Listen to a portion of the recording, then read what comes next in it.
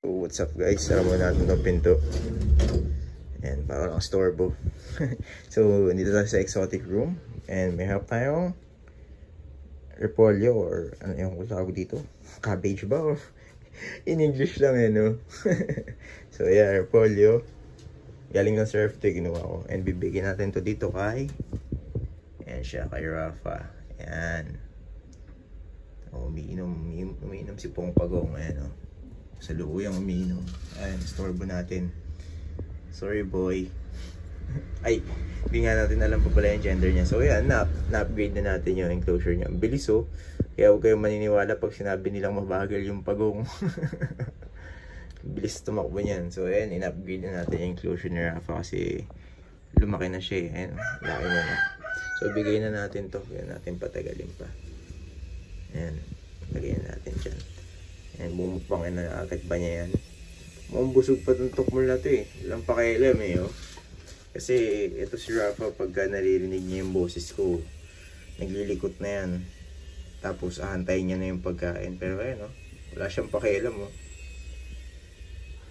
Hindi niya pinapansin yung gulay.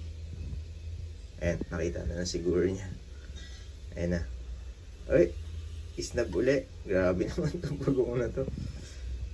Ayan. Pero ayan, update lang kay Rafa.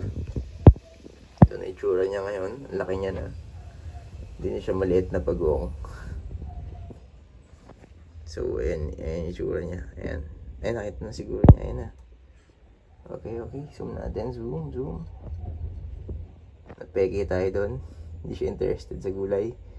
Ayan, mas interesado siya sa lumang gulay yung dried. Eh, ang tagal na niyang gulay na yun dito sa enclosure niya. Dried na nga, kinain pa. Ayan, ayaw mo ng fresh. Ayan yung fresh, oh. Ayaw mo.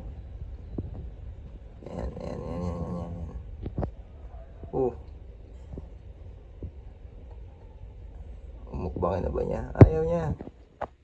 Ang trip na itong Pagong na to. Saan pupunta to? Ang tulin, oh. Inom ba? Inom ata siya. Oo nga. Ayan, ang gulo niya.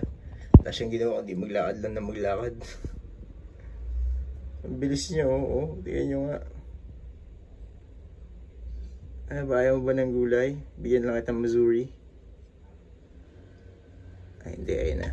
Nag-start na siya. Umukbang na si Rafa. Charot lang daw. Utik, ang gulo ng utak niyo. Umalis na naman. Manap na ng magandang angle. Ayan o. May nag-grinder pa sa kapitbahay.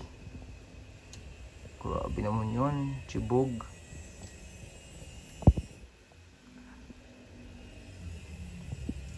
Iba na.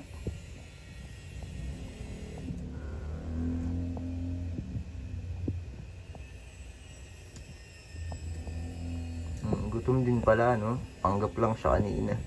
So, ayan ang update kay Rafa. Ang laki niya na. So, kung naalala niyo yung sa lumang vid natin, tinabi natin sa kamay ko yun dati, di ba? Parang ilang inches lang siya. No? Ito na siya ngayon. Ayan yung kamay ko. So, yeah. Malaki na talaga si Rafa. Ang laki na lang nilaki niya. Ayan. So, I think kaya natin siya enjoyin yung food niya. Huwag nating istorbohin, no? So, hanggang dito na lang guys ulit for today's video. Update lang talaga kay Rafa, no? So, thanks for watching guys. Bye-bye!